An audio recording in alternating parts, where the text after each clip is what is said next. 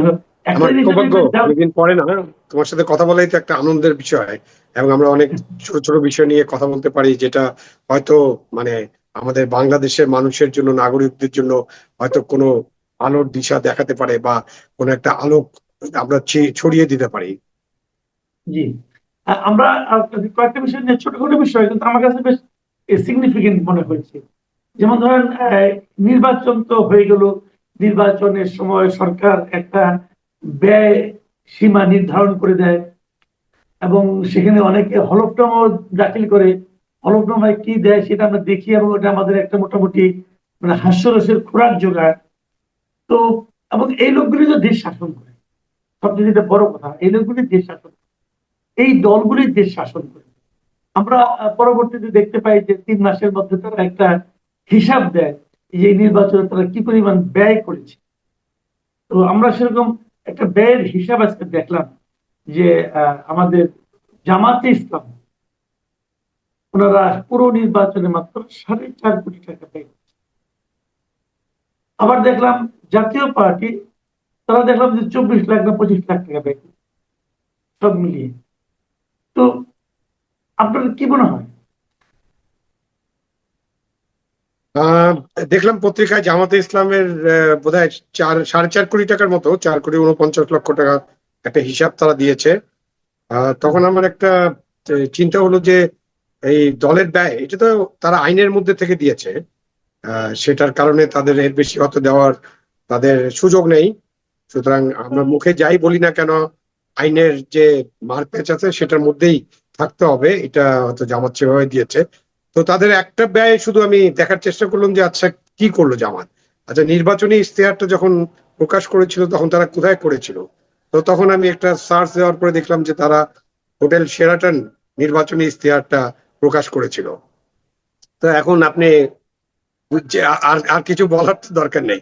Hotel শেরাটনের বুক করা, নির্বাচনী ইশতেহার প্রকাশ করা, শেরাটন ভাড়া করা, এবং তারপরে যে এত লোককে দাওয়াত করা, সাংবাদিক সহ সকলের খাওয়া দাওয়া অ্যারেঞ্জ করা, ওইটাতে কত টাকা খরচ হতে পারে এটা তো আমাদের ধারণার মধ্যে আছে। তো সো এই যে আমাদের যে আইন আছে, মানে আইনের মারপ্যাচের কারণে অনেক বিষয়ে পরিষ্কার পরিচ্ছন্ন উত্তর দেওয়া এইসব দলগুলোর পক্ষে সম্ভব নয় বলে মনে করি। তো এইখানে আমাদের সংস্কারের দরকার আছে, সংস্কারটা করতে হবে। তো জামায়াতে ইসলাম বা যে পার্টি, জাতীয় পার্টি, জাতীয় পার্টি তো মাত্র 5 লাখ টাকা ব্যয় করেছে, সেটা তো আরেকটা মানে হাসির উদ্রেক করবে হয়তো যখন লোকজন দেখবে। এবং তারা কত সিটে, সম্ভবত 196 সিটে তাদের নমিনেশন দিয়েছিল, তারা ইলেকশন করেছে। আর জামাত তো 200-র বেশি সিটে তারা প্রতিদ্বন্দ্বিতা করেছে। তো এই যে মানে আমাদের দেশে যেটা নিয়ে আলোচনা হচ্ছিল, যে আমাদের দেশের পার্টিগুলো তো চাঁদা বা অনুদানের উপর নির্ভর করবে, খুব স্বাভাবিক।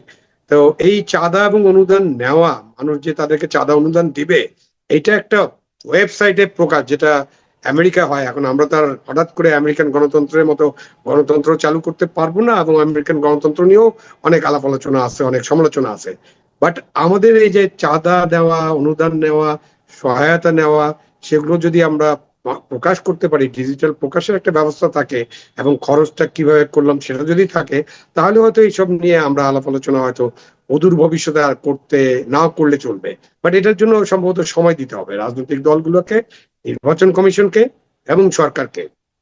কেন এগুলো করতে সময় লাগবে, এই সময়টা মনে হয় এখনো আমরা দিতে পারিনি। যদিও আমরা সংস্কার নিয়ে অনেক কথা বলেছি, আমাদের অনেক তো বিদেশি নাগরিক, স্বদেশী নাগরিক, বিদেশে অবস্থানরত বাংলাদেশি নাগরিক, এনজিও, এবং ডক্টর ইউনূসের সময়কার কথা বলছি, ওনার সময় তো এই নির্বাচন কমিশন সংস্কার নিয়ে, আমাদের সংবিধান সংস্কার নিয়ে, তারপরে ঐকমত্য কমিশন নিয়ে, মানে এইরকম যে কত কমিশন এবং কত আলাপ আলোচনা, স্থানীয় সরকার নিয়ে কত আলাপ আলোচনা, কত কিছু হলো। হওয়ার পরে তো এখন কি নেট রেজাল্ট হচ্ছে 3-0 আর কি। এটা ইউনূস সাহেবের 3-0 না, 0+0+0=0, এইটার হলো অবস্থা। সেই কারণে এই সংবাদগুলো আপনারা দেখছেন, মানে আমরা দেখছি, এবং আমরা তখন চিন্তা করছি যে এটা কিভাবে সম্ভব। এর বাইরে যেটা, যেখানে বড় শুভঙ্করের ফাঁকি আছে, এটা তো একটা জায়গা। মানে জামাত নিশ্চয়ই এত কম টাকায় তাদের কেন্দ্রীয় নির্বাচনী ব্যয় নির্বাহ করে নেই। এই ব্যাপারে মানে আমি তো জোর করে কিছু বলতে পারবো না, স্ট্যাটিস্টিক্স তারা দিয়েছেন। বাট একটা ধারণা সকলের হতে পারে যে জামাতে ইসলামী যে নির্বাচনী প্রচারটা করছিল 11 দল মিলে, তাদের যে নির্বাচনী প্রচার প্রোপাগান্ডা, তাদের যে সামাজিক যোগাযোগ মাধ্যম এবং তাদের যে প্রতিদিন তাদের কেন্দ্রীয় নেতাদের যে কাজকর্ম, তারপর তাদের ভ্রমণ এবং কর্মীদের সাথে সরাসরি যোগাযোগ, এইসব এই 4,49,00,000 টাকায় হয়নি। সেখানে যে শুভঙ্করের বড় ফাঁকিটা আছে, যে ওখানে আবার আরেকটা আইন আছে আমাদের, ওটাও একটা বেকায়দার মতো আইন, যে প্রত্যেক ভোটারের জন্য 10 টাকা করে খরচ করতে পারবে। আচ্ছা, আপনি চিন্তা করে দেখেন মাসুদ কামাল, যে একজন ভোটারের পিছনে 10 টাকা, মানে নির্বাচন ঘোষণা করার পরে 40 দিন 50 দিন সময় থাকে, প্রতিদিন ভোটারদের সাথে যোগাযোগ করতে হয়, ভোটারদের জন্য ক্যাম্প খুলতে হয়, ভোটারদের বাড়ি বাড়ি যে স্লিপ পাঠাতে হয়, ভোটারদের ওই আপনার মাইকিং করতে হয়, অন্যান্য প্রচারপত্র দিতে হয় যেটা ব্ল্যাক এন্ড হোয়াইট। তারপরে ভোট যেদিন হবে সেদিন ভোট কেন্দ্রের আশেপাশে আপনার তাদেরকে বসতে হয়, ভোটার লিস্ট নিয়ে লোকজনকে সহায়তা করার জন্য তারা বসেন। তারপরে যে ভোট কেন্দ্রে যদি একেবারে ছোট ভোট কেন্দ্র হলো, কমপক্ষে 4টা বুথ থাকে, 2টা মহিলা বুথ থাকে, বা 3টা মহিলা বুথ 3টা পুরুষদের বুথ, সেই বুথে আপনার এজেন্ট দিতে হয়। সেই agent double double double agent দিতে হয়, কারণ সেই এজেন্টের তো মাঝখানে কিছুক্ষণের জন্য বাইরে আসার দরকার হতে পারে, খাওয়ার দরকার হতে পারে। তো এইরকম যে পুরা হিসাবটা যখন আপনি করবেন, তখন কিন্তু বোঝা যায় আসলে কত টাকা খরচ হয়। জামাতের জন্য এবং অন্যান্য দলের জন্য একটা সুবিধা আছে, তারা বলতে পারেন ক্যান্ডিডেটদের সুবিধা এটা এটা তারা সবসময় বলেন। একজন ক্যান্ডিডেট এক্স উনি বলেন যে আমি তো এই এই 10 টাকার মধ্যেই আছি, এই হলো আমার খরচ। উনি কিন্তু একটা হিসাব দিয়ে দিবেন এবং আপনার ওই একটা ব্যাংক হিসাব খুলবেন, ওই ব্যাংক হিসাবে থাকবে। বাট এর বাইরে মানে প্রমাণও কাছে, এবং এই ব্যাপারটা একটা সম্ভবত রিসার্চও করেছিল দু একটা এনজিও। প্রথম আলোর এরকম একটা রিসার্চ সংবাদ প্রকাশ করেছিল, যে যে টাকার কথা বলা হয় তার চেয়ে 10 গুণ 20 গুণ 30 গুণ টাকা ক্যান্ডিডেটরা খরচ করেন। তখন ওনাদেরকে জিজ্ঞেস করলে ওনারা বলেন এই টাকা আমার আত্মীয় দিছে, বন্ধু দিছে, আমার অমুক সমর্থক এখানে টাকাটা খরচ করেছে। এখন তো আপনি সেটার উপরে তো কোনো নিয়ন্ত্রণ নাই, এবং কিন্তু আইনগতভাবে আপনি বাধা দিতে পারবেন না। সো আমাদের নির্বাচন কিন্তু একটা বড় ধরনের টাকার খেলা হয়, এটা অনেক দিন ধরেই সবাই বলছে, এবং সেখানে বারবার বলা হয় যে আমাদের নির্বাচন হচ্ছে পেশি শক্তি এবং কালো টাকার নির্বাচন। এইটা হচ্ছে আমাদের নির্বাচনী ব্যবস্থা এভাবে ধ্বংস হয়ে গেছে। এই নির্বাচনী ব্যবস্থা যে পেশি শক্তি, কালো টাকা, হোন্ডা গুন্ডা, এদের হাত থেকে এই নির্বাচনী ব্যবস্থাকে ফিরিয়ে আনার জন্য সরকারকে কাজ করতে হবে। এই সরকার, যে নতুন সরকার গঠিত হয়েছে, এই সরকার নানানমুখী চাপের মুখে আছে, নানান চ্যালেঞ্জের মুখে আছে, এবং নির্বাচন নিয়ে তো এটা নাকি একটা ইঞ্জিনিয়ার নির্বাচন, এটা নিয়ে বিরোধী দল তো নানান রকম কথাবার্তা বলছে, ইতিমধ্যে বলা শুরু করেছে। তাই এই সরকারকে ভবিষ্যতে নির্বাচন কেমন হবে, নির্বাচন কমিশন কেমন করে গঠন হবে, নির্বাচনী ব্যবস্থা বিধিগুলো কিভাবে সংস্কার করা হবে, এটা নিয়ে এই বর্তমান সরকারকে আসলে কাজ করতে হবে। দেশটাকে যদি আমরা একটা উদার গণতান্ত্রিক বাংলাদেশ এবং আমাদের মানুষের ভাগ্যের পরিবর্তন করতে চাই, মানে লক্ষ কোটি নিরন্ন নিপীড়িত বঞ্চিত ক্ষুধার্ত মানুষের ভাগ্য পরিবর্তন যদি করতে চাই, তাহলে এগুলো নিয়ে কাজ করতে হবে। আচ্ছা, একটা জিনিস আপনার নিশ্চয়ই খেয়াল আছে যে তারেক রহমান সাহেব মানে দায়িত্ব নেওয়ার আগে পরে বলেছিলেন যে ওনারা কোনো বড় মেগা প্রজেক্টে যাবেন না, মেগা প্রজেক্ট নেবেন না।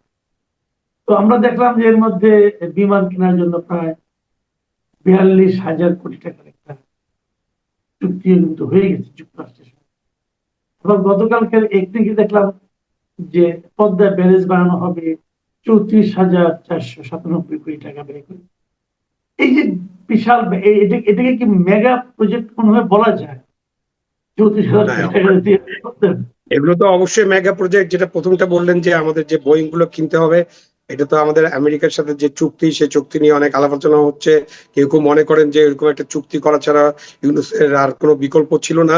বাট ওই চুক্তির ব্যাপারে একটা কথাই যথেষ্ট, ইউনূস এই চুক্তিটা করাটা নৈতিকভাবে অন্যায় করেছেন, কারণ উনি নির্বাচনের ফলাফলের জন্য অপেক্ষা করতে পারতেন, এবং উনি 3 দিন আগে, নির্বাচনের 3 দিন আগে এই চুক্তিটা স্বাক্ষর করেছেন। এটার জন্য এত তাড়াহুড়ো করার কোনোই দরকার ছিল না, এবং ওই 7 দিন 10 দিনে মহাভারত অশুদ্ধ হয়ে যেত না। তারপরে তো এই চুক্তির বিভিন্ন ক্লজ নিয়ে আমরা আলোচনা করতেই পারি। সুতরাং বিএনপি কে যদি এই চুক্তি মানতেই হয়, বিএনপির কিন্তু একটা সুবিধাও করে দিয়েছে ইউনূস। মানে সেটা জেনে করেছেন কি না জেনে করেছেন, কেন করেছেন, ওনাকে তো সবাই এখন আমেরিকান এজেন্ট বা যে বলে বিশ্ব বাটপার নানান উপাধিতে উনি বিজয় একজন মানুষকে মানুষ এরকম কথাবার্তা বলছে, যেটা শুনলে আসলে কষ্ট হয়। একসময় ওনার জন্য ওনাকে যে নির্যাতনের সম্মুখীন হতে হয়েছিল বা ওনার বিরুদ্ধে যে আইনের অপব্যবহার হয়েছিল ওই সময়টাতে, সেই বা ন্যায় বিচার থেকে উনি বঞ্চিত হচ্ছেন এরকম যে বলেছিলেন, তখন কিন্তু ওনার জন্য অনেক মানুষের একটা সমবেদনা জন্ম নিয়েছিল। এখন সেই সমবেদনা কিন্তু অলরেডি ক্ষোভ, দুঃখ, ঘৃণায় রূপান্তরিত হচ্ছে। তো এই বিএনপি বলতে পারে যে এইটা তো আমার কোনো উপায় নাই, আমার ওই মেগা প্রজেক্টটা তো মেগা কেনাকাটা কিনতেই হবে, যেহেতু আমি একটা চুক্তিতে আবদ্ধ। এবং চুক্তি নিয়ে তো আরো আলোচনা করার সুযোগ আছে, সেটা আমরা করতে পারবো এবং জনগণ নিশ্চয়ই আলোচনা করবে। আর যে পদ্মা যে মানে গঙ্গা ব্যারেজ যে চুক্তিটা, মানে চুক্তি তো না, যে প্রকল্পটা আমরা গতকাল একনেকে আলোচনা হয়েছে এবং এটার 35,000 কোটি টাকার মতো মনে হয় এটা একটা বাজেট প্রাক্কলন করা হয়েছে। এই প্রাক্কলনটা 33,000 কোটি টাকা ছিল 2017 সালে। তার থেকে কিন্তু 9 বছর পরে আমরা আসি। তো এই যে প্রাক্কলন করে যখন আমাদের সরকারের সব এজেন্সির একটা বড় ধরনের, কি বলবো, বড় ধরনের অসুবিধা কিংবা বড় ধরনের একটা ফাঁক ফোকর কেন রাখে ওনারা, আমি বুঝি না। বুঝতে চেষ্টা করতে হবে যে আপনি দেখবেন যে প্রত্যেক প্রজেক্টেই কিন্তু পরে 2বার 3বার এটা আগে শুদ্ধ করতে হয়, মানে সংশোধন করতে হয়। জি ভাই, এবং তখন 100 টাকার যে প্রজেক্ট, সেই প্রজেক্ট কিন্তু ফাইনালি 300-500 টাকায় আপনার এটা বাস্তবায়িত হয়। তো এই সরকারের ইঞ্জিনিয়ারিং উইং বা সরকারের যে সমস্ত মন্ত্রণালয় আছে, তারা ভাবে যে এখনই যদি আমরা 50,000 কোটি টাকা চেয়ে বসি তাহলে হয়তো সরকার রাজি হবে না। সরকারের অন্যান্য যারা ডিপার্টমেন্ট আছে, অর্থ বিভাগ বা প্রধানমন্ত্রীর অফিস, তারা বলবে এত টাকা দেওয়া যাবে না। তো তারা এইসব বাজেট কমায় কমায় রাখে।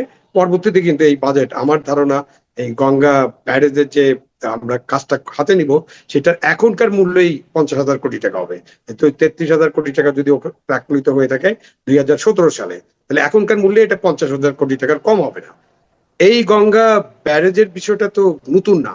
গঙ্গা ব্যারেজ নিয়ে কিন্তু আলোচনা হচ্ছে 60s এর সময় থেকে। জেনারেল আইয়ুব খানের সময় কিন্তু এই আলোচনাটা আসছিল, যখন ফারাক্কা বাঁধটা ওরা চালু করে দেয় পাকিস্তানের আপত্তি সত্ত্বেও। এবং পূর্ব পাকিস্তানের জন্য তাদের সেই আপত্তি কতটুকু শক্তিশালী ছিল, এটাও একটা আলোচনার দাবি রাখে। কতটুকু তারা করেছিলেন, তারা তেমন কিছু হয়তো করেন নাই, কিন্তু এরকম গঙ্গা ব্যারেজ নিয়ে একটা কথাবার্তা হয়েছিল। এরপরে যখন নদী কমিশন টমিশন গঠন হলো, আমরা যখন পদ্মা পানি চুক্তি বা গঙ্গা পানি চুক্তি করার চেষ্টা করলাম বা যখন আলোচনা করলাম, তখনও কিন্তু ভারতের পক্ষ থেকেও বারবার বলা হয়েছে যে আপনাদের যে রেইন হারভেস্ট করার জন্য বা পানি যখন অনেক বেশি থাকে, সেই পানিটাকে কোনো একটা আধার করে রাখার জন্য এটা বলা হয়েছে যে গঙ্গা ব্যারেজ একটা সময় হতে পারে। তো এইটার যে পারিপার্শ্বিক অবস্থা, প্রতিবেশের উপর, পরিবেশের উপর এটার প্রভাব, এবং যে এখনকার যে প্ল্যান, সেই প্ল্যান অনুযায়ী প্রায় 641, মানে 650 স্কোয়ার কিলোমিটার জায়গা কিন্তু আপনার পানির তলে থাকবে, অনেক গভীর পানির তলায় থাকবে। আপনার নিশ্চয়ই রাঙ্গামাটিতে কি হয়েছে আমরা এটা জানি, যে ওই যে ওখানকার আমাদের বিদ্যুৎ প্রকল্প কাপ্তাই, তার জন্য রাঙ্গামাটি ওই অঞ্চলটা কত অংশ ডুবে গেছে, রাজবাড়িটা পর্যন্ত 30, 40, 50 হাত পানির নিচে চলে গেছে। তো এইরকম ব্যারেজ বা পানির আধার তৈরি করা কিন্তু পরিবেশ, প্রতিবেশ এবং জনগণের জন্য একটা দুর্ভোগের কারণ হতে পারে। সেজন্য এইটা নিয়ে অনেক আলোচনা হয়। বাট আমরা নিশ্চয়ই যে 600, 650 বা 700 স্কোয়ার কিলোমিটার এলাকা যেটা চিহ্নিত করা হয়েছে, রাজবাড়ির নিচু এলাকা এবং ওই আশেপাশে আরো নিচু এলাকা আছে, এখান থেকে যদি আমরা জনগণকে সরাতে পারি এবং একটা পানির আধার তৈরি করতে পারি, অবশ্যই এটা বাংলাদেশের এগ্রিকালচার সেক্টরের জন্য, বাংলাদেশের মৎস্য সেক্টরের জন্য, মানে উৎপাদনশীল সেক্টরগুলোর জন্য কিন্তু এটা একটা বড় ধরনের মঙ্গল বয়ে আনবে, এটা বলা যেতে পারে। কারণ আমাদের যে তিস্তা ব্যারেজ, যেটা আমরা নিজেরা তৈরি করেছি, সেইটার কারণে কিন্তু আপনার নীলফামারীতে যে মঙ্গার দেশ ছিল আগে, নীলফামারী, সৈয়দপুর, ওই যে অঞ্চলটা, কুড়িগ্রামের কিছু অংশ, ওই সব অঞ্চলে কিন্তু ওই ব্যারেজের পানি দিয়ে এখন শুষ্ক মৌসুমে আহ ফসল আবাদ হচ্ছে এবং সেখানকার মানুষের ভাগ্যের আগে পুরোপুরি পরিবর্তন হয়েছে এটা বলবো না, কিন্তু মুয়াঙ্গা থেকে বেঁচে গেছে। মানে আগে একবেলা খেত, এখন তো 2 বেলা খাওয়ার মতো যোগান তারা পাচ্ছে। তো এখানে এটা হবে। তারপরে আমাদের এর সাথে কাছাকাছি জায়গায় আমাদের যে বিল আছে, আত্রাই বিল, যেটা বিশাল এক জলরাশি ছিল এক সময়, সেটাও কিন্তু অনেকটা ভরাট হয়ে গেছে এবং বিলের মাঝখান দিকে আমরা একটা রাস্তা বানিয়েছি। আমাদের পরিকল্পনাবিদদের এসব নিয়ে জিজ্ঞাসা করতে হবে। পরিবেশবিদরাও অনেক কথা বলেন, ফাইনালি আবার কোনো কিছুই হয় না। তো সেখানে বিলটাও কিন্তু জলটা আটকে যাওয়ার ফলে বা পানি আটকে যাওয়ার ফলে বিলটাও সিলটেশন হয়ে যাচ্ছে। সেখানেও কিন্তু আমরা কিছু কাজ করতে পারি, এবং এখানকার পানি আত্রাই বিলে যদি ডাইভার্ট করা হয়, তখন আমরা কিন্তু ওই পুরা অঞ্চল জুড়ে একটা বড় ধরনের আমাদের যে উৎপাদন, বিশেষ করে ফসল উৎপাদন, যে ধান উৎপাদন, সেটা আমরা করতে পারবো, এবং অন্যান্য ফসলও আমরা উৎপাদন করতে পারবো, এবং অন্যান্য অনেক কাজে আমরা এই পানিটাকে ব্যবহার করতে পারবো। সো এইটাকে মেগা প্রজেক্ট তো বটেই, মেগা প্রজেক্ট নেব না এটা বলেছিলেন যে হয়তো তখনকার পলিটিক্যাল বিবেচনাটা এটাই ছিল যে এতগুলো মেগা প্রজেক্ট নেওয়া হয়েছে যে আমাদেরকে বিলিয়ন বিলিয়ন ডলার ঋণ শোধ করতে হবে আগামী কয়েক বছরে, এবং একটা বড় চাপ আছে আমাদের উপরে, অর্থনীতির উপরে। সেই কারণে হয়তো পলিটিশিয়ানরা আলাপ আলোচনা করে এটা বলেছিলেন। বাট এই প্রজেক্টটা আমাদের জন্য খুবই গুরুত্বপূর্ণ প্রজেক্ট, এবং পাশাপাশি যদি তিস্তাকে কেন্দ্র করে কোনো প্রজেক্ট নেওয়া হয়, সেটাও কিন্তু আমাদের জন্য খুবই গুরুত্বপূর্ণ একটা প্রজেক্ট হবে, যেটা দেশের অর্থনীতিতে অনেক পরিবর্তন এনে দেবে। যেভাবে পদ্মা ব্রিজ দেশের অর্থনীতি, দক্ষিণাঞ্চলের অর্থনীতিতে কিন্তু অনেক পরিবর্তন এনে দিয়েছে। জি, অনেক ধন্যবাদ, অনেক ধন্যবাদ। প্রিয় দর্শক, আপনারা শুনলেন জনাব আবু আলম শহীদ খানের বিশ্লেষণ। আমি কেবল একটা কথাই বলতে চাই যে এই যে নির্বাচনী ব্যয় নিয়ে প্রথম যে আলোচনা তিনি করলেন, যে আইনের ফাঁক ফোকরের কারণে হয়তো তারা বাধ্য হয়েছে মিথ্যা কথাটা বলার জন্য। জামাত ইসলাম তো ইসলামের রাজনীতি করে, তাই না? তো আইনের ফাঁক ফোকর যদি থাকে, আইনের কারণে যদি মিথ্যা বলতে হয়, এটা কেউ ইসলাম সমর্থন করে কিনা আমি জানি না। তো বরঞ্চ আইনটাই বরং চেঞ্জ করবো না, তখন আইন প্রণয়নের দায়িত্ব আছে, ওনাদেরও দায়িত্ব আমরা মনে করি যে এমন আইন করেন না যাতে নাকি সবাইকে মিথ্যা বলতে হয়, বরঞ্চ এমন আইন করেন যে আইনটা মানা সম্ভব। হয় আইনের মানার মতো আইন করেন, অথবা কঠিন হলেও আইনটা মানেন। কিন্তু আপনারা যদি মিথ্যা বলেন, তাহলে আমরা জনগণকে আরো উপর আসতে থাকবো। আমি জানি না অন্যরা কে কি মনে করেন, আমি ব্যক্তিগতভাবে মনে করি এই যে হিসাব দিচ্ছে বিএনপিও দিচ্ছে, এগুলি সব মিথ্যা কথা। আমি পার্সোনালি বিশ্বাস করি, আমি জানি না শহীদ ভাই কি বলবেন। আমি মনে করি শহীদ ভাই আপনার কাছে মতামত দিতে চাই, আপনি কি বিশ্বাস করেন সত্য হিসাব? না, আমার বিশ্বাস হয় না, সেজন্য তো আমি কত উদাহরণ দিয়ে বললাম। এটা বিশ্বাস করার একদম কোনো কারণ নেই। মানে তাদের যে কার্যক্রম, তারা যে মানে যত ইয়া নিয়ে, যত নেটওয়ার্ক নিয়ে, এবং যতটা ওই নির্বাচনের কাজ করছে তাদের কেন্দ্রীয় পর্যায়ে, এই 4 কোটি, মানে জামাতেরটা বেশি, যেহেতু জাতীয় পার্টিটা আর আলোচনা নাই করি, ওটা তো পুরো হাসাহাসি করতে হবে, 5 লক্ষ টাকা কিভাবে কেন্দ্রের ব্যয় হয় সেটা ওনারা ভালো বলতে পারবেন। বাট জামাতের 4,49,00,000 টাকা কেন্দ্রীয় ব্যয় হয়েছে, এটা বিশ্বাস করা কঠিন, এটা বিশ্বাস করা যায় না। এখন তারা আইনের কারণেই এই ব্যয়টা তারা এইভাবে দিয়েছেন, এটাই। আমার কোনো বক্তব্য এখানে যে আইনের কারণে যদি আপনাকে মিথ্যা বলতে বলা হয়, তাহলে আইনটাকে চেঞ্জ করেন। হ্যাঁ, সেটাই তো করা দরকার। অফকোর্স সেটাই তাদের কাজ। তাদের কাজ হওয়া উচিত যে আমরা আইনটাকে এমন ভাবে পরিবর্তন করব যাতে আমাদেরকে কোনো মিথ্যার আশ্রয় নিতে না হয়। কেন, বিশেষ করে জামাতের জন্য তো, মানে ধরেন মিথ্যা না বলে যদি আমরা বলি যে কি একটা খণ্ডিত চিত্র, বা খণ্ডিত ব্যয় তুলে ধরা, সেটা তাদের জন্য, তারা যে যে কথাবার্তা বলেন, সেটা তাদের জন্য কিন্তু খুবই একটা মানে দ্বিচারিতা হয়ে যায়। জি, অনেক ধন্যবাদ। মাননীয় প্রধানমন্ত্রী তারেক রহমান তিনি ঢাকা বিশ্ববিদ্যালয়ের শিক্ষক ছিলেন, এটি প্রমাণ করার অনেকে প্রমাণ দিচ্ছেন। সাবেক আইন উপদেষ্টা, ঢাকা বিশ্ববিদ্যালয়ের আইনের শিক্ষক আসিফ নজরুল, তিনিও প্রমাণ দিচ্ছেন কোন ব্যাচে তার সহপাঠী কারা ছিলেন সেটি সহ বলছেন, বা আরও বিভিন্ন জায়গা থেকে প্রমাণ দেওয়া হচ্ছে, গণমাধ্যমে এটি উঠে আসছে। তিনি কেন ড্রপ আউট হলেন, কেন মানে তার উচ্চশিক্ষাটা সমাপ্ত করতে পারলেন না, এই বিষয়গুলো আসলে গণমাধ্যমে, সামাজিক যোগাযোগ মাধ্যমে আলোচনা আসছে। কেন আসলে এই বিষয়গুলো আলোচনা আসছে? এই আলোচনাটা কি মানে আপনাদের জন্য আসলে এটি কি মানে কেমন বার্তা, এটি থেকে আপনারা কেমন অনুভব করছেন এই আলোচনায়? দেখুন, আপনার মতো আমিও লক্ষ্য করেছি, এটা দুর্ভাগ্যজনক আসলে। তারেক রহমান শহীদ প্রেসিডেন্ট জিয়াউর রহমান এবং বেগম খালেদা জিয়ার ছেলে। তো শহীদ জিয়াউর রহমান সাহেবের শাহাদত বরণের পর তার মা বেগম খালেদা জিয়া যখন আপনার রাজনীতিতে পদার্পণ করেন, তখন অনেক প্রতিকূলতা ছিল, এবং তখন যে জেনারেল এরশাদ রাষ্ট্র ক্ষমতায় অধিষ্ঠিত ছিল, জেনারেল এরশাদকে সাধারণত মানে যেটা বেগম খালেদা জিয়াও একাধিকবার তার প্রকাশ্যে তিনি তার স্বামীর হত্যার জন্য দায়ী করেছেন। এবং একই সাথে জেনারেল এরশাদও চাচ্ছিলেন না যে আপনার বেগম খালেদা জিয়া রাজনীতিতে আসুক। এই জন্য নানানভাবে মানে নরমে গরমে আপনার বেগম খালেদা জিয়ার উপরে অনেক প্রভাব বিস্তার করার চেষ্টা করা হয়েছে। একাধিকবার বেগম খালেদা জিয়ার যে সেনানিবাসে যে বাসা, সেখানেও অ্যাটাক করা হয়েছিল, নানান প্রতিবন্ধকতা সৃষ্টি করা হয়েছিল। এর মধ্য দিয়েই তারেক রহমান এবং আরাফাত রহমান কোকোকে বেড়ে উঠতে হয়েছে। এবং একটা পর্যায়ে যখন তারেক রহমান ঢাকা বিশ্ববিদ্যালয়ে ভর্তি হন, তখনও নানান প্রতিবন্ধকতা সৃষ্টি করা হয়েছিল। এক পর্যায়ে আপনার জানেন যে সে সময় আন্দোলন যখন তুঙ্গে, যখন বেগম খালেদা জিয়া ক্যান্টনমেন্টের বাসা থেকে পায়ে হেঁটে মিছিল নিয়ে যখন আপনার কি বলে এটা উনি মগবাজার হয়ে যখন গুলিস্তানের দিকে যাচ্ছিলেন, তখনই তিনি খবর পান তার বাসায় অ্যাটাক করা হয়েছে এবং তার ছেলে তারেক রহমানকে আহত করা হয়েছে। এবং তিনি তখন কিন্তু অ্যাম্বুলেন্স করে ছুটে যান এবং তিনি গিয়ে তারেক রহমানকে উদ্ধার করেন এবং পরে হাসপাতালে ভর্তি ছিলেন তারেক রহমান। এরপরে তারেক রহমানের আসলে ঢাকা বিশ্ববিদ্যালয়ে পড়ার ব্যাপারটা একটা নিরাপত্তাহীন অবস্থায় পড়ে যায় এবং সে সময় নানান প্রতিকূলতার মধ্যে তিনি আর তার ঢাকা বিশ্ববিদ্যালয়ে তিনি কন্টিনিউ করতে পারেন নাই। তো তারেক রহমান ঢাকা বিশ্ববিদ্যালয়ের ছাত্র ছিলেন, এটা ধ্রুব সত্য।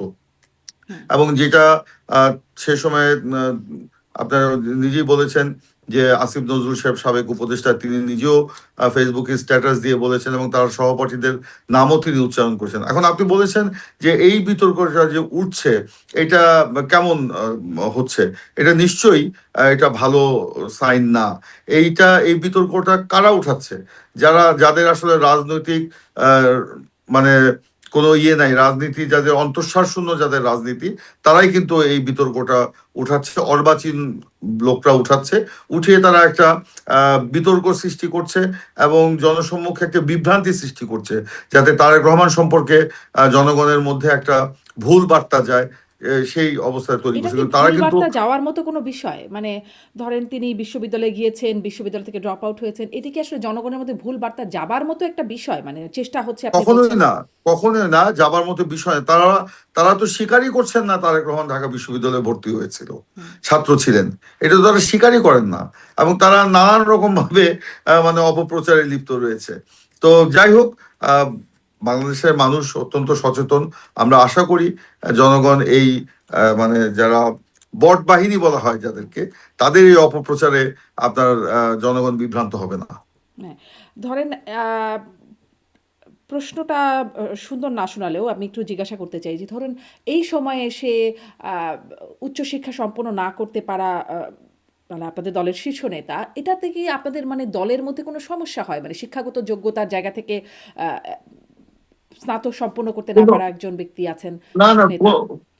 না, এটা কোনোভাবেই কোনো সমস্যার সৃষ্টি হচ্ছে বলে তো আমরা মনে করি না, এবং কোনো সমস্যাও সৃষ্টি হয়নি। উনি তো কোনো কিছু লুকান নাই। হুম হুম হুম হুম, উনি আপনার সেই হলফনামায় সময় যে লিখেছেন। প্রতিকূল যে পরিস্থিতি, সেই প্রতিকূল পরিস্থিতির মধ্যে দিয়ে তো চলতে হয়েছে। তখন যে কঠিন একটা জীবন সংগ্রাম বেগম খালেদা জিয়া কিংবা তার ছেলেদের করতে হয়েছে, তারেক রহমান বা আরাফাত রহমান কোকর, এটা তো বাস্তবতা। আমরা যারা সেই সময় রাজনীতি করেছি, খুব ঘনিষ্ঠভাবে দেখার সুযোগ হয়েছে, আমরা তো দেখেছি সেই জিনিসগুলো। এটা তো বিষয়টা কি, আচ্ছা আপনারা মানে যেহেতু এটা দেখেছেন, বিব্রতকর পরিস্থিতি না। একদম। এবং হুম, আপনি জানেন যে তারেক রহমান আছে, ঠিক আছে, ধরেই নিলাম যে উনি হয়তো উচ্চশিক্ষা কমপ্লিট করতে পারেন নাই, হুম, কিন্তু এর আগে আমরা যারা যারা ক্ষমতায় ছিল দেখেছি উচ্চশিক্ষায় শিক্ষিত হুম, তারা ইডেন কলেজে পড়েছিলেন কিংবা ঢাকা বিশ্ববিদ্যালয়ে পড়েছিলেন, কিংবা আপনার আমেরিকায় তাদের সন্তানরা উচ্চশিক্ষায় শিক্ষিত, তারা তো ভুলভাল অনেক কথা বলেছেন। এবং তারা তাদের যে মানে রাজনৈতিক শিষ্টাচার বলে তো তখন কিছু ছিল না, কিন্তু সেটা তো বেগম খালেদা জিয়া কিংবা তারেক রহমানের মধ্যে সেটা আমরা দেখছি না। তাদের যে মানে সহনশীলতা, তাদের যে শ্রদ্ধাবোধ, তাদের যে অন্যের প্রতি সম্মান বোধ, সেটা তো ওই যে উচ্চশিক্ষায় জি, তথাকথিত একদম উচ্চশিক্ষায় স্পষ্ট। শিক্ষিত মানে প্রশ্নটা তাহলে তাদের কাছ থেকে এটা একটু এটা রিফ্রেম সমান করি। করে না। জনাব ইমরান সালেহ প্রিন্স, মানে উচ্চশিক্ষা থাকলেই যে ভালো রাজনীতিবিদ হওয়া যাবে বা যোগ্য রাজনীতিবিদ হওয়া যাবে তেমনটা না, কিন্তু উচ্চশিক্ষা না থাকলে রাজনীতি করতে কি কোনো সমস্যা হয় কিনা? কোনো সমস্যাই না। পৃথিবীতে বহু রাজনৈতিক নেতৃত্ব তারা কিন্তু উচ্চশিক্ষায় শিক্ষিত ছিলেন না, জন মেজর, রবার্ট মুগাবে, তো এরকম তো অনেকেই আপনার ছিলেন, তারা তো উচ্চশিক্ষায় শিক্ষিত ছিলেন না। কিংবা ধরেন আমাদের বাংলাদেশে মৌলানা মজলুম জননেতা মৌলানা আব্দুল হামিদ খান ভাসানী, এনারা তো উচ্চশিক্ষায় শিক্ষিত ছিলেন না, কিন্তু ওনারা তো যে কোনো বিচারে ওনারা জাতীয় নেতা এবং জাতিকে তারা নেতৃত্ব দিয়েছে, জাতির মেধা মননকে তারা জাগিয়ে তুলেছেন এবং দেশের স্বাধীনতা সংগ্রামে তারা নেতৃত্ব দিয়েছেন। আপনার রবার্ট মুগাবে বলেন কিংবা জন মেজর বলেন, তারা তো উচ্চশিক্ষায় শিক্ষিত ছিলেন না, বঙ্গবন্ধু শেখ তারা তো মুজিবুর সেসব রহমান দেশে ইউনিভার্সিটি ড্রপ নেতৃত্ব আউট। দিয়েছেন। জি জি, শেখ মুজিবুর রহমান সাহেব, বঙ্গবন্ধু শেখ মুজিবুর রহমান তিনিও তো ইউনিভার্সিটি ড্রপ আউটই ছিলেন। আপনি যেহেতু ছিলেন, তো এটা তো কোনো সমস্যা তালিকা হয়নি। বলছিলেন, জি এটাতে কোনো সমস্যা হয়নি জি, আপনি বলছেন। কিন্তু এটাও কি আসলে তিনি ধরেন আমাদের মাননীয় প্রধানমন্ত্রী, তিনি বিদেশে থেকেছেন দীর্ঘ সময়, বা যাতায়াত তার ছিল, উচ্চশিক্ষার সুযোগ তার সেখানেও ছিল, মানে শিক্ষার প্রতি কোনো অনীহা কি আমাদের মাননীয় প্রধানমন্ত্রীর শিক্ষা জীবনে ছিল কিনা? এখন তিনি কখনোই ছিল না, কখনোই ছিল না। শিক্ষা জীবনে তার শিক্ষার প্রতি অনীহা কখনোই ছিল না, কিন্তু পরিস্থিতি হয়তো অনেক কিছুই অ্যালাউ করে না, এটা হলো বাস্তবতা। আচ্ছা এইটা আপনার জীবন দিয়েও আপনি অনেক কিছু বুঝতে পারেন যে আপনি যা করতে চান পরিস্থিতি হয়তো অনেক সময় অ্যালাউ করে না, সেটা আপনি করতে পারেন না। আচ্ছা তো সেই সময়কার যে রাজনীতি, সেই সময়কার যে পরিবেশ, এটা তো একেবারেই এই আজকের দিনে আমি উপলব্ধি করতে পারবো না। আমি যদি তখন নিজের চোখে যদি সেটা না দেখতাম, নিজের জীবন দিয়ে যদি সেটা আমি উপলব্ধি না করতাম, তাহলে তো সেটা বিশ্বাসযোগ্য ছিল। কিন্তু আমরা নিজের চোখে তো দেখেছি সেই বিষয়গুলো। আজকে ধরেন তারেক রহমান বাংলাদেশের প্রধানমন্ত্রী, কিন্তু তার যে কথাবার্তা, তার যে চলন বলন, তার যে আপনার দেশে বিদেশে তার যে মানে কনভারসেশন বা তার যোগাযোগ, কন্ট্যাক্ট, কানেক্টিভিটি, এগুলি কি কোনো কিছুই আপনার কমতি আছে? জি, জি। একদম আপনার বক্তব্য স্পষ্ট। মানে যা আপনি চোখে দেখেছেন সেখান থেকে আপনি আপনার বিশ্লেষণটা করছিলেন। এখন বর্তমান বাস্তবতায় যে আমরা চোখে দেখছি, একটু অন্য প্রসঙ্গে এসে বলতে চাই যে আপনি বলছেন যা করতে চান পরিস্থিতি সবসময় সেটা অ্যালাও করে না। এখন আমরা মাননীয় প্রধানমন্ত্রীকে যা করতে চান বলে দেখছি, বা তিনি বলছেন যে তিনি করতে চান। তিনি বলছেন ঢাকা বিশ্ববিদ্যালয় থেকে, তো আগের যে প্রসঙ্গটা কথা বলছিলাম, ঢাকা বিশ্ববিদ্যালয় সফর থেকেই তো সেই আলোচনার উদ্রেক। সেখানে তিনি একটি কথা বলেছেন যেটি নিয়ে খুব আলোচনা হচ্ছে, যে অতীতে রাজনৈতিক বিবেচনায় শিক্ষক নিয়োগ দেওয়া হয়েছে, ফলে ওয়ার্ল্ড র্যাঙ্কিং বা আন্তর্জাতিক র্যাঙ্কিংয়ে ঢাকা বিশ্ববিদ্যালয় নেই। কিন্তু এখনও তো দেখা গেল ঢাকা বিশ্ববিদ্যালয় থেকে শুরু করে 8টা বিশ্ববিদ্যালয় একযোগে ভিসি নিয়োগ হলো, তখনও সেখানে রাজনৈতিক সাদা দলের নেতাদের বা কেন্দ্রীয় বিএনপি নেতাদের মধ্যে থেকে সেখানে তারা ভিসি নিয়োগ হয়েছেন। আমি যদি বলি পুলিশের সেই ডিআইজি যিনি কথা বললেন পুলিশ সপ্তাহে, তারেক রহমানের সামনেই কথা বললেন, তারেক রহমান বললেন পুলিশ কোনো দলের না, তিনি প্রমাণ করে দিলেন তিনি জাতীয়তাবাদী আদর্শের বা দলীয় আদর্শের একজন পুলিশ কর্মকর্তা। মানে তারেক রহমান যা বলছেন, বাস্তবতা কি তা বা পরিস্থিতি কি তা এখানেও অ্যালাউ করছে না? না, সেটা সেরকম আমি ডিআইজি সাহেবের সে বক্তব্য কয়েকবারই শুনেছি। তাকে আমি ব্যক্তিগতভাবেও চিনি। এখন ধরেন, তিনি তো বলেন নাই তিনি বাংলাদেশ জাতীয়তাবাদী দলের রাজনীতি অনুসরণ করেছেন, তিনি জাতীয়তাবাদী আদর্শের কথা বলেছেন। আপনি কি জাতীয়তাবাদী আদর্শকে ধারণ করি না? জাতীয়তাবাদী আদর্শ শুধুই কি বিএনপির আদর্শ? আমার দেশ, আমার স্বাধীনতা, আমার সার্বভৌমত্ব, আমার দেশপ্রেম, জনগণের প্রতি মমত্ববোধ, এই সম্মিলিত ভাবেই তো জাতীয়তাবাদী রাজনীতি। এখন জাতীয়তাবাদী দর্শনের কথা বলেছেন, তিনি জাতীয়তাবাদী দলের রাজনীতির কথা কিন্তু বলেন নাই। তারপরেও হয়তোবা তার সেখানে সে কথাটি এইভাবে বলা ঠিক হয় নাই, এটা আমি মনে করি। কিন্তু তিনি যে আপনার সেই সময় আপনার স্ট্রাগল করেছেন, আপনার আওয়ামী লীগ আমলে তাকে বারবার চাকরি থেকে বের করে দেওয়া হয়েছিল, তাকে নিগৃহীত করা হয়েছিল, তাকে ডিমোশন করে দেওয়া হয়েছিল, তার সমস্ত আপনার প্রাপ্য যে সম্মান কিংবা যে সুবিধা সেগুলো কেড়ে নেওয়া হয়েছিল। এগুলো কি অস্বীকার করতে পারবেন? সে তো বিসিএস দিয়েই তো আপনার পুলিশের চাকরিতে তিনি প্রবেশ করেছিলেন, কম্পিটিশন করেই তো তিনি পুলিশের চাকরিতে প্রবেশ করেছিলেন। তো তখন কেন এগুলো কেড়ে নেওয়া হয়েছিল? সেগুলো কি আপনার তখন দলীয়করণের আওতায় পড়ে নাই? এখন আপনি বলছেন যে অনেক কর্মকর্তাকে বাধ্যতামূলক অবসরে পাঠানো হচ্ছে। আমি বলছি, আমি একটু কথা শেষ করি। দেখেন, বিগত 15 বছর আওয়ামী লীগের শাসন আমলে অনেক যোগ্য কর্মকর্তা, প্রশাসনিক কর্মকর্তাদেরকে তাদের লোককে জায়গা করে দেওয়ার জন্য আপনার প্রশাসন থেকে বিদায় করে দেওয়া হয়েছিল, বাধ্যতামূলক অবসরে দেওয়া হয়েছিল। তারা কিন্তু সবাই যে বিএনপির মতাদর্শে বিশ্বাসী তা কিন্তু না। সবাই যে বিএনপি মতাদর্শে বিশ্বাসী ছিলেন তা না, কিন্তু তারা কিন্তু গুড অফিসার ছিলেন, ভালো অফিসার ছিলেন। কিন্তু শুধুমাত্র তাদের দলীয় লোকজনকে আপনার প্রাধান্য দেওয়ার জন্য, দলীয় মতাদর্শের লোকজনকে প্রাধান্য দেওয়ার জন্য তা এগুলো করা হয়েছিল।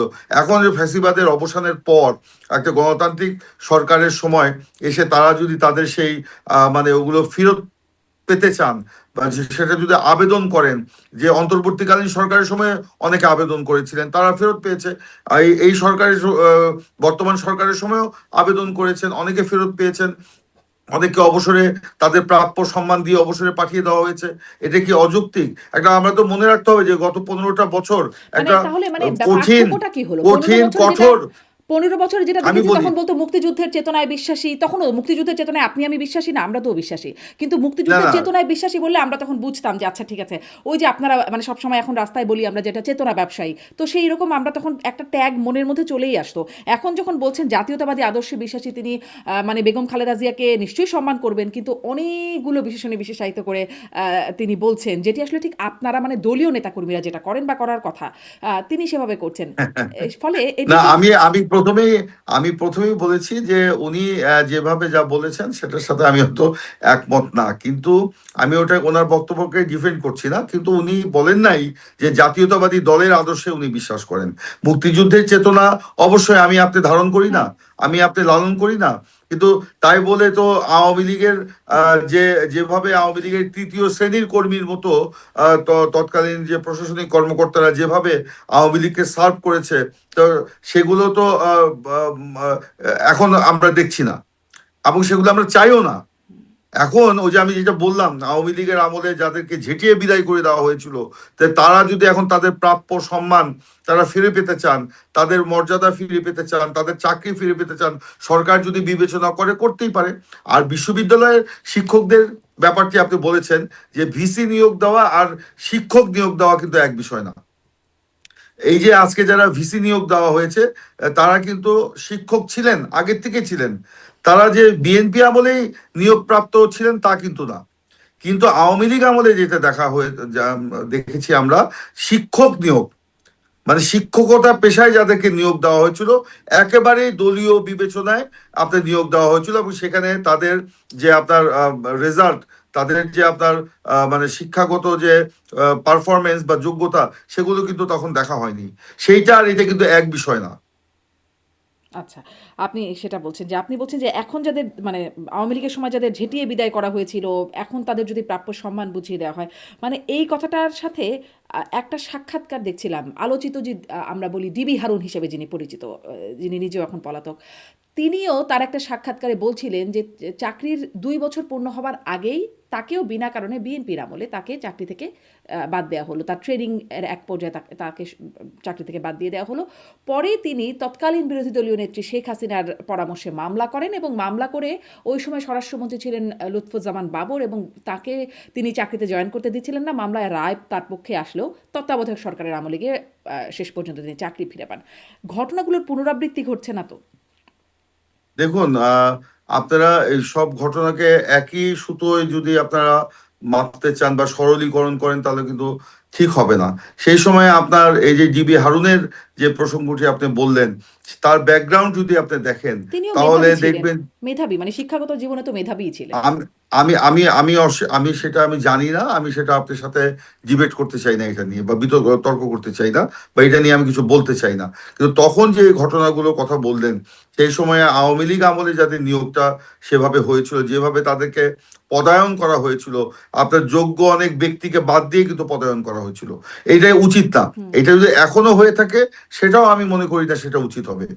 সেই জন্য আমাদের যে যোগ্যতার যে মাপকাঠি, সে যে যোগ্য, সে যে দলেরই হোক না কেন, তাকে সেখানে সে সম্মান দিতে হবে। আপনি এখনো অনেক সচিব, এখনো অনেক আপনার ধরেন গুরুত্বপূর্ণ ব্যক্তি আছেন, যাদেরকে আমরা আওয়ামী ঘরানার লোক হিসাবে আমরা জানি, তারা তো সচিব হিসাবে কাজ করছে। কেউ যে নাই এরকম তা কিন্তু না, তারা কিন্তু এখনো কাজ করছেন। তো সেই কারণে তাদেরকে আপনি একেবারে ওইরকম করে যে আওয়ামী লীগের মতো এখন ঝিটিয়ে বিদায় করে দেওয়া হয়েছে তা কিন্তু না। আপনার হ্যাঁ, কাদেরকে সেটা করা হয়েছে, যারা অন্তর্বর্তীকালীন সরকারের সময় কিছু লোককে এখানে চুক্তি ভিত্তিক নিয়োগ দেওয়া হয়েছিল, এবং সেই চুক্তিভিত্তিক নিয়োগ যাদের দেওয়া হয়েছিল সেই চুক্তিগুলো বাতিল করা হয়েছে। চুক্তিভিত্তিক নিয়োগ দিলে চুক্তিগুলো বাতিল করলে এটা কোনো সমস্যা নেই। কোনো মানে চাকরিরত অবস্থায় কোনো সচিবকে 2-4 জনকে দেওয়া হয়েছে এবং যাদের বিরুদ্ধে অনেক অভিযোগ আছে এবং সেগুলো মামলা করার প্রক্রিয়াধীনও আছে, আমি যতদূর শুনেছি। তো যাই হোক, সেগুলো হয়তো সময় বলে দিবে।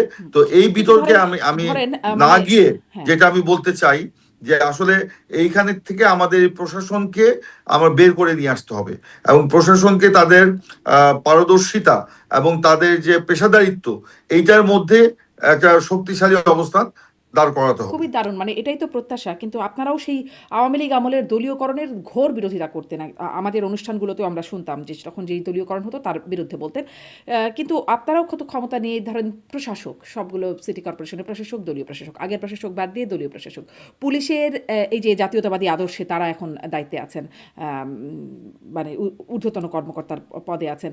সবখানেই তো মানে বাংলাদেশ ব্যাংক থেকে এই যে একবারে অল্প কয়দিনের মধ্যে অনেকগুলো জায়গায় দলীয় বিবেচনায় নিয়োগ দেখা গেল। তাহলে আমি বলি একটু, দলীয় সরকার যখন ক্ষমতায় থাকে সেখানে তার দলের নীতি আদর্শের সাথে আপনার সামঞ্জস্যপূর্ণ হলে কয়েকজনকে এভাবে নিয়োগ দিতেই পারে, দেওয়াই যায়। এটা সারা বিশ্বব্যাপী এই ট্র্যাডিশনটা আছে। ভারত বলেন, ব্রিটেন বলেন, আমেরিকা বলেন, তারপরে অন্যান্য দেশেও আপনার কিন্তু সেটা আছে। বাংলাদেশের ক্ষেত্রে নাই। এখন এটা তো মনে রাখতে হবে, এটা হলো দলীয় সরকার, একটা রাজনৈতিক দলের সরকার। এটা কিন্তু অন্তর্বর্তীকালীন নিরপেক্ষ সরকার নয়। সেই কারণে যে এটার সাথে ওইটার পার্থক্য আছে। অন্তর্বর্তী সরকারের সময় কথা বলছি না, আমি বলছি আওয়ামী লীগ সরকারের সময়, সেটাও একটা দলীয় সরকার ছিল। কিন্তু দলীয় সরকারও আমরা দলীয় নিয়োগের বিরোধিতা না, কিন্তু সেই সময়ে যেভাবে দলীয়করণ করা হয়েছিল, আপনার সেই সময়ে আপনার যেভাবে দলীয়করণ করা হয়েছে সেই দলীয়করণে যদি হয় তাহলে সেটা আমিও মানে মানবো না বা মানতে পারি না। কিন্তু সেখান থেকে বের করে নিয়ে আসতে হবে, আমি ওটাকে সাপোর্ট করছি না। কিন্তু আপনার এই যে আপনার প্রশাসকের কথা বললেন, হ্যাঁ, এটা আমি যখন যেহেতু প্রশাসক হয়েছি আমি একটু এই ব্যাপারে কথা বলি। এখানে আপনার ধরেন অন্তর্বর্তীকালীন সরকারের সময় আপনার যেহেতু আওয়ামী লীগের যারা চেয়ারম্যান ছিলেন এইসব জেলা পরিষদগুলিতে বা সিটি কর্পোরেশনগুলিতে মেয়র ছিলেন, তারা সব পলাতক ছিল এবং সেই সময় পরবর্তীতে বিভিন্ন মামলায় তারা আপনার জড়িত হয়ে গেলেন এবং সেখানে বিভিন্ন হত্যাকাণ্ডের সাথে তারা জড়িত, তারা পালিয়ে গেছেন। তো সেই সময় আপনার একটা আইন সংশোধন করে প্রশাসক নিয়োগের একটা বিধান তৈরি করা এবং সেই জন্য মানে প্রশাসনের যারা কর্তা ব্যক্তি ছিলেন, ধরেন বিভাগীয় কমিশনার কিংবা অতিরিক্ত কমিশনার কিংবা ডিসি কিংবা অতিরিক্ত জেলা প্রশাসক, তাদেরকে এইসব জায়গায় পদায়ন করা হয়েছিল। তাদের নির্দিষ্ট কাজের বাইরে অতিরিক্ত কাজ হিসাবে এটা দেওয়া হয়েছিল, যে কারণে তাদের নিজেদের কাজও আপনার হ্যাম্পার হচ্ছিল, এই কাজও আবার নতুন করে যেটা দেওয়া হয়েছিল সেখানেও আপনার কাজে হ্যাম্পার হয়েছে এবং সেগুলো তারা সঠিকভাবে করতে পারছিল না। এখন যেহেতু দলীয় সরকার ক্ষমতায় এসছে, আমাদের এজেন্ডা তো আবার একটা দ্রুত নির্বাচন করে জনপ্রতিনিধিদের হাতে আমরা দিয়ে দিব। এখন এই যে যারা অতিরিক্ত দায়িত্ব হিসাবে প্রশাসনের লোকজন দায়িত্বে ছিলেন, তারাই আর এখানে থাকতে চাচ্ছিলেন না। এখন এখানে তাদেরকে সরিয়ে দিয়ে কাদেরকে, এখন রাজনৈতিক নেতৃবৃন্দকে এখানে, এটা কোথায়, মানে এটা কাদের কাছে বললেন যে আমরা থাকতে চাচ্ছি না? সরকারের কাছে বলেছে। আচ্ছা, এটা কি আপনার স্টেটমেন্ট দিয়ে বলার কথা? আচ্ছা, এটা তাদের চ্যানেলে তারা বলেছে, তাদের চ্যানেলে তারা বলেছে যে তারাই থাকতে চাচ্ছিলেন। নো, আপনার নতুন ইনফরমেশন না, এটাই হলো বাস্তব। আবার তারা নিজেরাও, যেমন ধরেন আমার এখানে জেলা যিনি মানে প্রশাসক ছিলেন, অতিরিক্ত বিভাগীয় কমিশনার, তিনি যেদিন আমি দায়িত্ব হস্তান্তর করেন আমাকে, তিনি বলেন আমি হাফ ছেড়ে বাঁচলাম কেন, আমি জিজ্ঞেস করলাম। তো বললো যে ভাই, আমার এখানে আমার যে দায়িত্ব, এর অতিরিক্ত দায়িত্ব হিসেবে এখানে পালন করছিলাম, যার কারণে আমি জেলা পরিষদের কাজে আমি মন দিতে পারছিলাম না বা মনোযোগ দিতে পারছিলাম না। আমার এত কাজের পরেও আমি কিন্তু এখানে এসে যে সময় দেওয়া, ফাইল সাইন করা, চেক সাইন করা, এখানে প্রশাসন মানে 13টা উপজেলায় উন্নয়নমূলক যে কাজগুলো হচ্ছে সেগুলো তদারকি করা, সেগুলো ভিজিট করা, সেগুলো সঠিক মতো হচ্ছে কিনা সেগুলো দেখা, এগুলো আমার সব পক্ষে সম্ভব হচ্ছিল না। তো তারা নিজেরাই তো বলেছে এখানে, এইটা তো তাদের যে প্রশাসনিক চ্যানেল আছে, যে একদম ধরেন কি বলে ওটাকে আপনার, তাদের যে প্রশাসনিক চ্যানেল আপনার এটা কি বল জনপ্রশাসন মন্ত্রণালয়, তার মাধ্যমে সরকারকে তারা জানিয়েছে আচ্ছা, কিন্তু এবং আমরা সে কারণে এটা দিয়েছে। সবসময় যেটি দেখেছি আসলে যে যতই কাজের প্রেশার থাকুক গুরুত্বপূর্ণ পদগুলো কেউ ছাড়তে চান না, বরঞ্চ সেই না পদে যাবার জন্য নানান তদবির থাকে। না, এটা তদবির থাকে, কিন্তু একজনকে যদি আপনার 10টা কাজ দিয়ে দেওয়া হয় এটা তো সম্ভব হয় না। জি। আপনি ধরেন একজন জেলা প্রশাসক, এখন আপনার 157টা কমিটির সভাপতি একজন জেলা প্রশাসক। এখন একটা কমিটির মিটিং যদি 1 মাসে করতে হয়, তাকে মিটিংয়ে তো থাকতে হবে, তাকে তো আপনার সে তো আপনার অন্য কাজ করতে পারবে না। এরকম বিভাগীয় কমিশনার বা অতিরিক্ত বিভাগীয় কমিশনার কিংবা অতিরিক্ত জেলা প্রশাসক যারা আছেন, তারা সবাই কিন্তু আপনার কেউ না কেউ আপনার 30টা 40টা এই করে এই কমিটির নির্বাচন কবে সভাপতি। হবে? এই নির্বাচন কবে হবে? মানে কবে আপনারা অতি যন্ত্র দ্রুত হবে। অতি দ্রুত কোনো আপনি জানেন যে আমরা মাত্র 84 দিন হলো আমরা মানে রাষ্ট্র ক্ষমতায় অধিষ্ঠিত হয়েছি। নির্বাচন করতে গেলে একটা প্রক্রিয়া লাগে এবং এখানে একটা বাজেট দিতে হয়, একটা বিশাল নির্বাচন। আপনার এখানে ইউনিয়ন পরিষদ নির্বাচন আছে, এখানে পৌরসভার নির্বাচন আছে, এখানে সিটি কর্পোরেশনের নির্বাচন আছে, এখানে জেলা পরিষদের নির্বাচন আছে, এখানে উপজেলা পর্যায়ে পরিষদের নির্বাচন আছে। এই যে 5টা টায়ারের নির্বাচন করতে গেলে যে বিশাল বাজেটের দরকার, সেই বাজেট তো বর্তমান সরকার রাষ্ট্র ক্ষমতায় এসে সে বাজেট তো পায় নাই, সে বাজেট তো অ্যালোকেশন করা নাই সরকারের কাছে। এখন এই যে অর্থ বছর যেটা শুরু হবে আগামী জুন থেকে, সে বাজেট সেশন শুরু হবে 7 তারিখে সম্ভবত, বাজেট সেশন শুরু হয়ে তো 8-10 তারিখে হয়তো বাজেট মানে পেশ করা হবে, সেখানে এই বাজেটগুলো প্লেস করা হবে, তারপরে আপনার এই নির্বাচন প্রক্রিয়া শুরু হবে। এবং সেটা আমাদের আমাদের চেয়ারম্যান এবং মাননীয় প্রধানমন্ত্রী তারেক রহমান, তিনি সম্প্রতি আমাদের যে দলীয় সভা হয়ে গেল গত 9 মে, সেখানে তিনি প্রকাশ্যে বলেছেন যে অতি দ্রুত আমরা নির্বাচনের দিকে যাচ্ছি। এবং আমাদের মহাসচিব যিনি এলজিআরডি মিনিস্টার, তিনি কিন্তু প্রকাশ্যে কয়েকবারই বলেছেন যে 1 বছরের মধ্যে আমাদের সব নির্বাচন শেষ করতে হবে। তো এটা তো অতি দ্রুতই আমরা নির্বাচনের দিকে যাচ্ছি। এখানে তো নির্বাচন ছাড়া তো এই স্থানীয় সরকারগুলো চলবে না। এখন তো স্থানীয় সরকার সব তছনছ। আবার অনেক ইউনিয়ন পরিষদের চেয়ারম্যানরা পলাতক, দেশেই নাই। সেই সব জায়গায় তো প্রশাসক হিসাবে আপনার অনেকে যে উপজেলা পর্যায়ের কর্মকর্তারা প্রশাসক হিসাবে কাজ দলীয়করণের করছে। যে ব্যাখ্যা দিচ্ছেন, আমার অনুষ্ঠানে সাংবাদিক মাসুদ কামাল এসেছিলেন, তিনি বলছিলেন যে মানে ময়মনসিংহের হালুয়াঘাটে সেখানে কিছু উন্নয়ন প্রকল্পের উদ্বোধন অনুষ্ঠানে সেখানে এমপি সাহেব ছিলেন না, তিনি আসলে বিদ্রোহী প্রার্থী ছিলেন, বিএনপিরই ছিলেন, কিন্তু তিনি স্বতন্ত্র প্রার্থী হিসেবে দাঁড়িয়েছিলেন, আপনার সাথে প্রতিযোগিতা করেছিলেন এবং তিনি জয়যুক্ত হয়েছেন। কিন্তু তিনি বিএনপি না বলে তিনি আসলে থাকেননি, তাকে রাখা হয়নি সেই প্রোগ্রামে। এটাও এইটা একেবারে অসত্য তথ্যের উপর নির্ভর করে মাসুদ কামাল সাহেব বলেছেন। এই বক্তব্যের সাথে সত্যতার বিন্দু মাত্র কোনো মানে সংযোগ নেই। আমি যতদূর জেনেছি, আমি তো জেলা পরিষদের প্রশাসকও বটে, তাই না?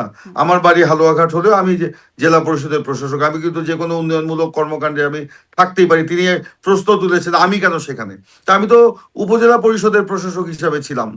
একজন প্রতিমন্ত্রী সরকারের উন্নয়নমূলক কর্মকাণ্ড উদ্বোধন করবেন, স্বাভাবিকভাবে প্রশাসনের পক্ষ থেকে এমপি সাহেবকেও দাওয়াত দেওয়া হয়েছিল বলে আমি জেনেছি। এখন এমপি সাহেব ছিলেন না কেন সেটা তো আমি বলতে পারবো না, এটা এমপি সাহেব বলতে পারবেন বা প্রশাসন বলতে পারবে, এর বাইরে তো আমার কোনো তথ্য জানা নেই। এবং আমি যতদূর জেনেছি ওনাকে মানে আপনিও প্রশাসকের দায়িত্বে আছেন, এমপি সাহেব ছিলেন না কেন, আপনার সাথে সেই মানে একটা চেইন অফ কমান্ড থাকে না, বা একটা কি বলে ওয়ারেন্ট অফ প্রেসিডেন্স থাকে, সেখানে সেই অনুযায়ী আপনাদের কোনো যোগাযোগ নাই এমপির সাথে? আমাদের সাথে কোনো যোগাযোগ নাই। প্রশাসনের আমি যতদূর জেনেছি লোকাল প্রশাসন থেকে মানে উপজেলা প্রশাসন থেকে ওনাকে আমন্ত্রণ জানানো হয়েছিল, এটুকু আমি জানি। এবং উপজেলা প্রশাসন থেকে যে ব্যানার করা হয়েছিল সেখানে তার নামও আমি দেখেছি।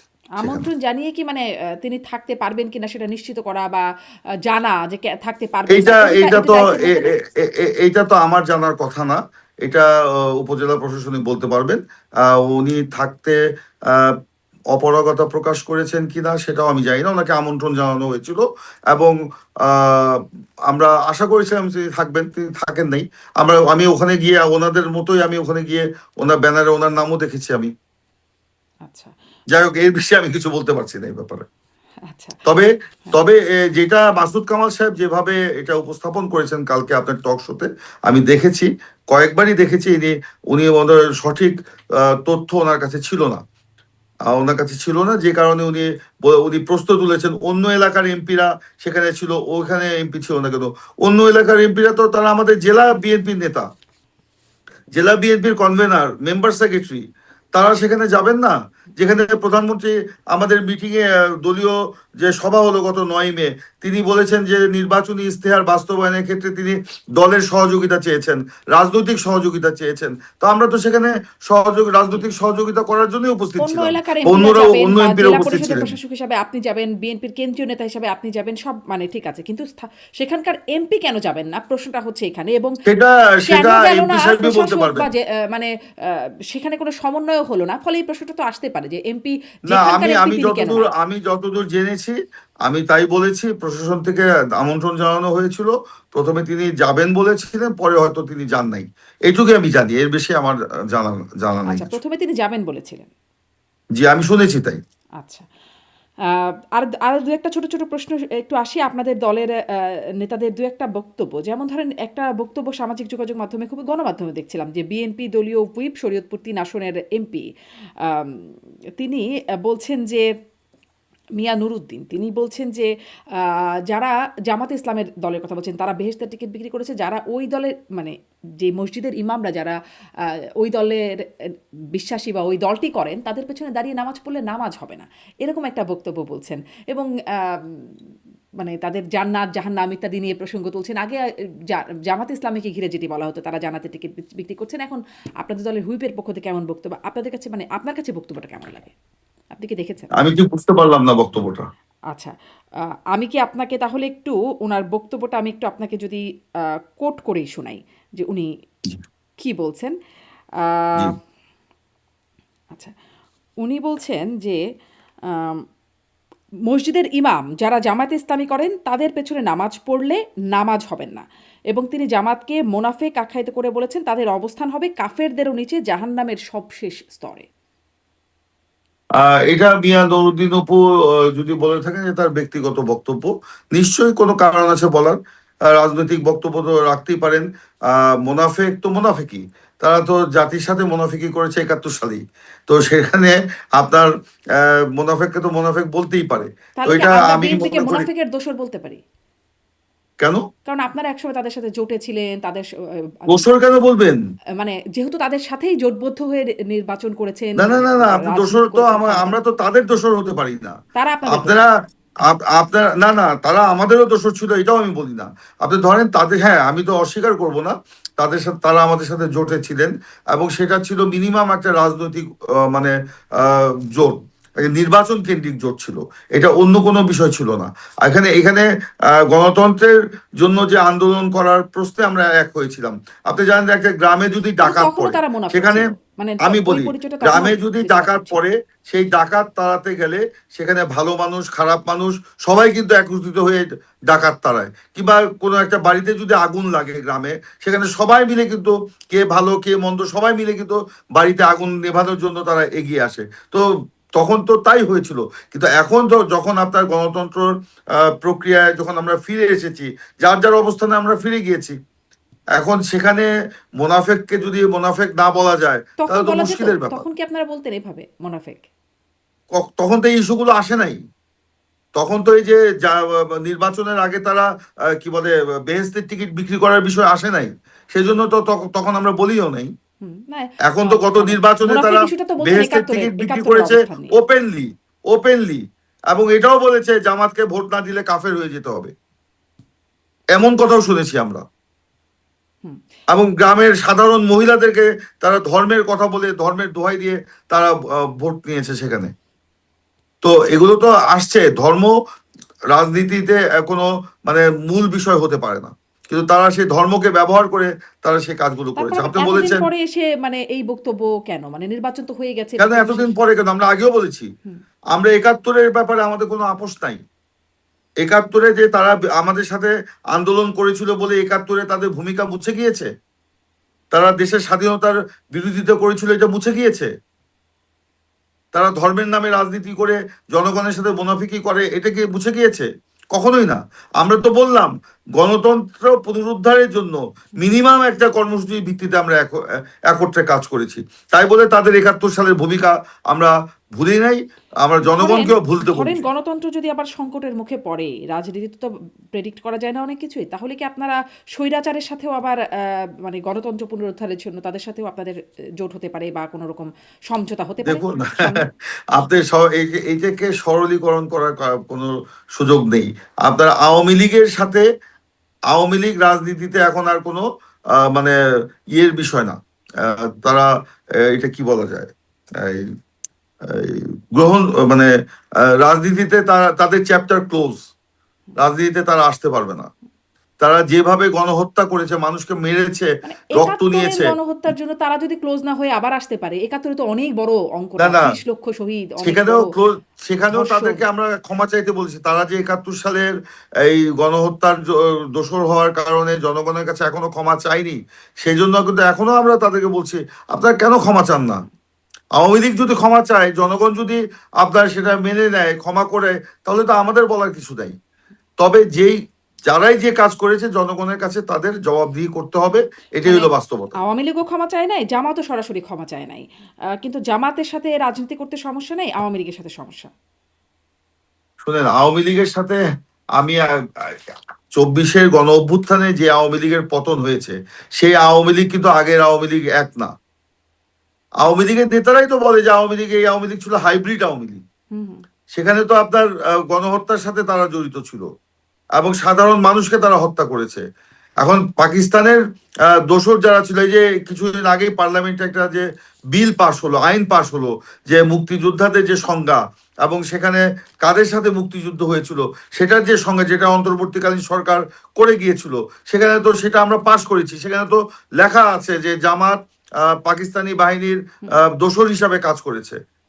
যদিও জামাতের সাথে এনসিপি তখন কিন্তু এটার আবার চিঠি দিয়ে, আলাদা করে চিঠি দিয়ে বলেছে জামাতের এই অবস্থানের সাথে তারা একমত না, জামাতের এটার বিরোধিতা করেছিল।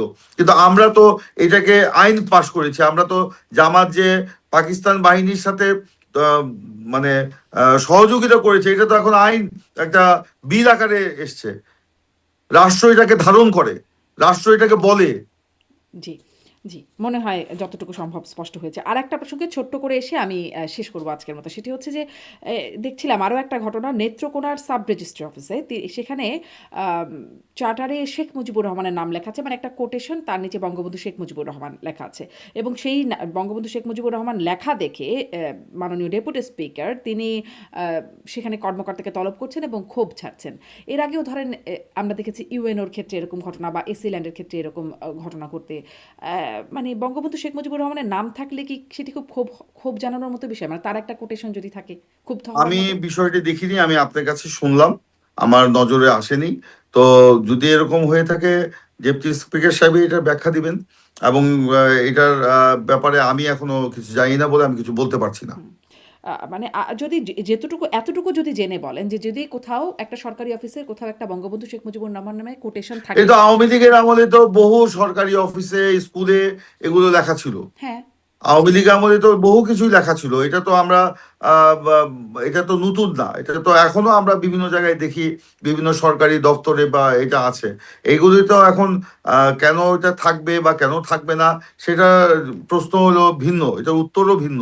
তো এই বিষয়টা নিয়ে মানে এটা আমি এই থেকে মুহূর্তে, ক্ষুব্ধ হওয়ার মতো বিষয়। মানে তখন যেটা আওয়ামী লীগ আমলে দেখা উনি যেত খুব আসলেই প্রচন্ড ক্ষুব্ধ বাড়াবাড়ি হয়েছেন রকমের, কিনা, হ্যাঁ বাড়াবাড়ি না না, রকমের উনি দেখা যেত। জি। আসলেই ক্ষুব্ধ হয়েছেন কিনা, অথবা এমনও কথা বলে থাকতে পারেন যে এই ওয়ালটা এখনো চুনকাম করানো হয়নি কেন, এটা একটু চুনকাম করালে হয়তো দেখতে সুন্দর লাগবে, এরকমও হতে পারে।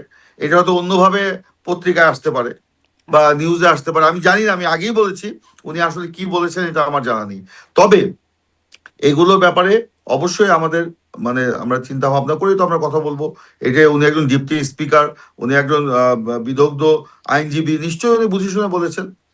আর একটু কথা আমি বলি, আরেকটা যে আমার এলাকার যে কথাটি বলছিলেন, হুম। যে এখানে মানে খাল খনন এবং 3টি রাস্তা উদ্বোধনকালে আমাদের স্থানীয় এমপি উনি জানেন না, কিংবা ওনাকে জানানো হয় নাই, কিংবা ওনাকে আমন্ত্রণ জানানো হয় নাই, বিষয়টা কিন্তু এরকম না। কিন্তু উনি কেন উপস্থিত হন নাই সেটা তো আমি বলতে পারবো না। এটা আমি বলতে পারি না। এখন উনি যদি মনে করেন যে একজন মন্ত্রী কেন, প্রতিমন্ত্রী কেন সেটা উদ্বোধন করবে, উনি নিজেই উদ্বোধন করবে, এমন ধারণা যদি উনি পোষণ করেন, এটা সঠিক না।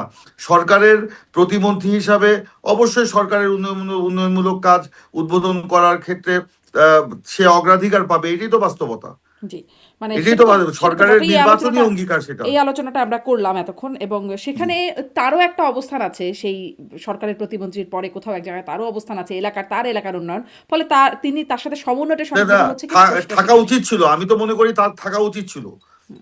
কেন এখানে আমাদের পক্ষ থেকে কোনো তার থাকার ব্যাপারে মানে এখানে কি মানে আমাদের আর অনাগ্রহ। তাদের এরকম কোনো ব্যাপার তৈরি হয়েছে, যেটি একটা হচ্ছে আমাদের আমাদের? বলতে আমরা রাজনৈতিক হ্যাঁ, ভাবে বলছি, আমরা তো ধরেন বিএনপি করি, তাই না? আমরা তো বিএনপির যে নির্বাচনী ইস্তেহার, সেটা সেখানে বাস্তবায়ন হতে যাচ্ছে আমার এলাকায়।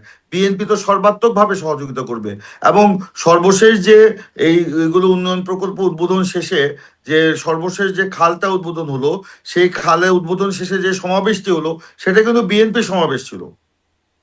তো কারণ বিএনপি এই যে খালগুলো সরকারের পক্ষ থেকে উদ্বোধন করা হলো, এটা জনগণকে জানানোর জন্য কিন্তু এই সমাবেশটা ছিল, এবং সেখানে কিন্তু আমরা সরকারের এই পদক্ষেপগুলো জনগণকে অবহিত করেছি। এখন উনি কেন যান নাই বা উনি আমন্ত্রণ পান নাই, এটা ওনার ব্যাপার। উনি যে আমন্ত্রণ পান নাই এটা কিন্তু সঠিক না। উনি যে জানেন না মন্ত্রী যাবে বা এরকম একটা প্রকল্প উদ্বোধন হচ্ছে, আমার মনে হয় না যে উনি জানেন না, উনি জানেন। জি, অনেক ধন্যবাদ জনাব